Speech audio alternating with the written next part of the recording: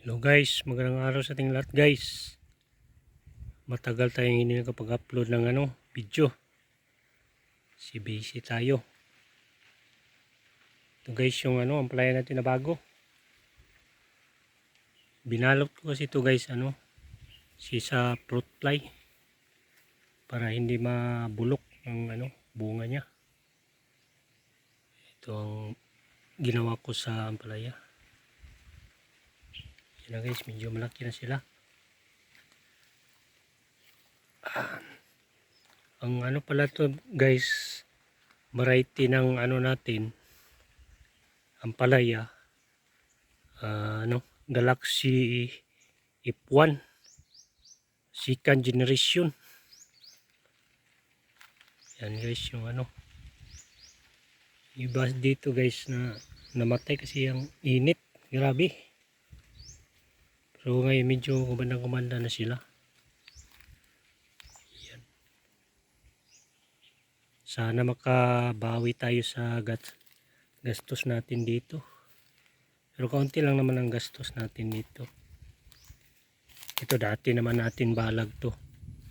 So abono lang at saka anong kuha natin gasto. Saka pesticides. Yun lang ang natin, tapos kaunti lang papel, newspaper.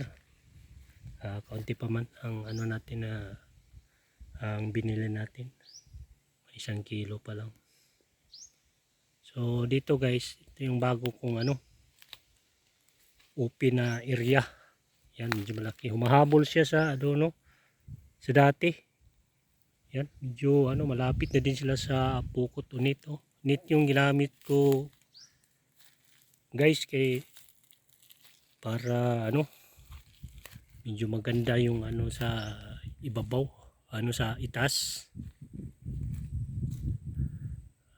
Yan yung ginawa natin. Mahirap pag dito guys kung hindi ka hindi ka bihasa maglatag nito. Kaya yung iba gumagamit na lang ng twine para mas Pero sa akin mas maganda to kasi hindi na hahangir yung yung ampalaya pag nasa itaas, parang nasa lupa lang. Tuloy-tuloy yung gapang niya kasi pag nahangir hindi na maganda yung yung niya, gapang. Parang pumapayat siya. Kaya mas maganda to kasi parang nasa lupa lang sila sa itaas. Tuloy-tuloy. Hindi nakahangir. Naman nito guys, ang lawak siguro nito mga nasa lang to siguro 1/4 na hektarya siguro. Ayan. Kasama na doon. Yung isa ko doon, hindi ko na asikaso, grabe. Ay ako lang mag-isa sa kirin.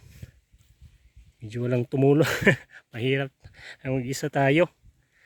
Para palagi tayong hinahabol sa mga gawain. Hindi ko pa nga na natapos yung tawag nito. Tawag sa amin bagting. Hindi ko pa natali itong nylon kasi ito ang nagpapatibay pa sa pag mabigat na to, pababa kasi ito, kailangan may support. Tali pa dyan, paikis-ikis yung mga nylon para kung marami ng bunga mabigat, lalo na pag maulan. Ako, medyo mahangin. Kaya iwasan natin na bumigay yung natin, ang palaya, kasi sayang yung natin pag kaya agapan natin sa para hindi bumagsak, kasi pag hindi mo agapan, yan ang mangyari sa ang palaya mo, sulugi ka na.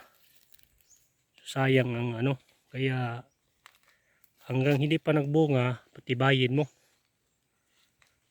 Ito yan, malaking poste, binabaon ko yan bawat malaking poste.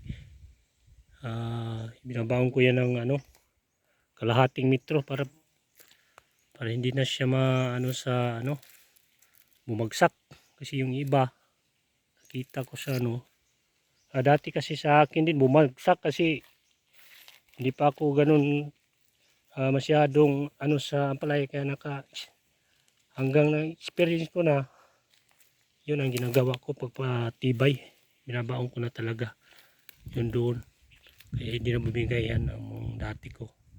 Yung doon sa ano, doon banda, bumigay yun dahil sa ano, grabing bunga nun, sayang na nag-iinayang ko nun dati.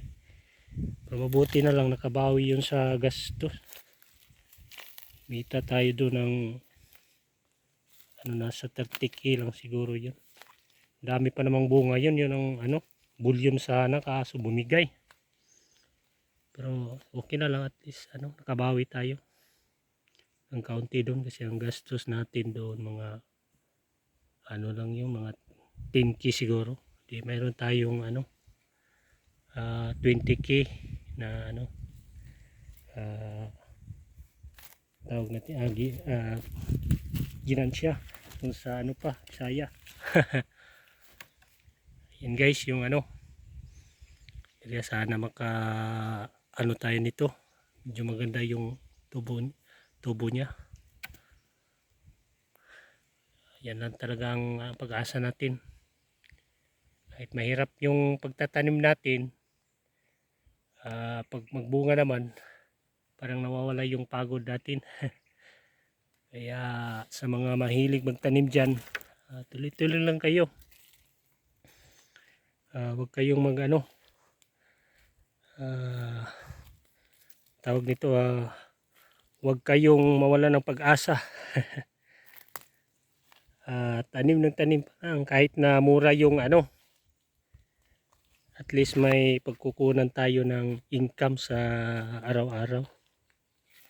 Hindi naman lahat sa ng panahon na medyo mura yung produkto natin, mayroon ding ano mahal, di swerte tayo kung sa ganun. Yan guys, medyo ano, siguro mga ano, mga ngayong katapusan siguro ng September, baka nasa itaas na yan. Kaya tuloy-tuloy tayo sa pagtanim kahit mahirap ang ano natin kalagayan. Yan talaga ang buhay ng nating mga farmers, magtiyaga. Yan guys, putulin yung ano, yung pinaka dapat maliit pa, putulin yan yung pinakasanga niya para mas mabilis yun ano, kumapang doon. Kung malaki ng ano sanga, maraming nutrients ang kinakain niya. Katulad nito, putulin yan. Yan. Ulit pa lang, putulin na kasi para tuloy-tuloy. Doon na tayo magpapasanga sa malapit na sa ano, nit o pukot. Yun ang kagandahan. Ayan guys. Kung mabato naman yun, dito sa amin mabato sing lupa dito, maganda dito. Opo, patula, ito ang palaya ito, gusto niya din mga mabato. Kung mabato yung area nyo, mas mabuti ang palaya yung ano, yung itanim no, kasi maganda yun, yun yung ano niya, gusto ng ampalaya. Sa mga maganda namang lupa, hindi mabato, maganda din yung ampalaya. Gumamit niya ng ano, yung sidings, yun ang maganda. Dalaw kasi yung uri ng pagtatanim ng ampalaya, may sidings at ano, pruning. Sa akin naman pruning yung ano ginamit ko. Yun yung ano tawag nito, uri ng pagtatanim ko. Distansya ito guys sa ano, tag isang dipa. Yan ang ano, medyo ano, yung doon sa may gitna medyo ano doon, medyo nahuli, medyo payat tong lupa doon kasi ito bago dito, medyo matataba-taba dito. Pero hahabol din yan doon basta nakatikim ng ulan. Mabilis kasi itong ano ampalaya mag ano basta ano maulan.